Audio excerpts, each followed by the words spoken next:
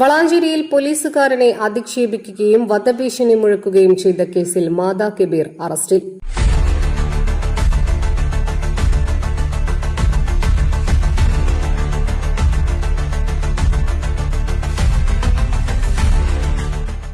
Valanchery traffic ജംഗ്ഷനിൽ ഡ്യൂട്ടിയിലുണ്ടായിരുന്ന police ഉദ്യോഗസ്ഥന്റെ ഔദ്യോഗിക കൃത്യനിർവഹണം തടസ്സപ്പെടുത്തുകയും പരസ്യമായി അധിക്ഷേപിച്ച് വധഭീഷണി മുഴക്കുകയും ചെയ്ത സംഭവത്തിലെ പ്രതിയെ വളാഞ്ചേരി പോലീസ് അറസ്റ്റ് ചെയ്തു.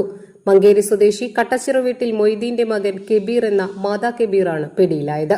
ഞായറാഴ്ച രാവിലെ 11:25ഓടെയാണ് കേസിനാസ്പദമായ സംഭവം നടന്നത്. വളാഞ്ചേരി ജംഗ്ഷനിൽ ട്രാഫിക് ഡ്യൂട്ടിയിലുണ്ടായിരുന്ന പോലീസിന് നേരെയാണ് അതിക്രമമുണ്ടായത്.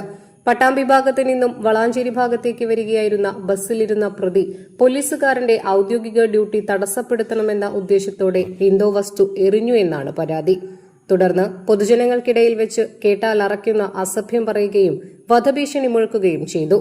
ഡ്യൂട്ടി തടസ്സപ്പെടുത്തുകയും പോലീസ് ഉദ്യോഗസ്ഥരെ മാനസികമായി ബുദ്ധിമുട്ടിക്കുകയും ചെയ്തതിനെ തുടർന്ന് ട്രാഫിക്കിലുണ്ടായിരുന്ന പോലീസ് നൽകിയ പരാതിയിലാണ് വളാഞ്ചേരി പോലീസ് കേസെടുത്തത്.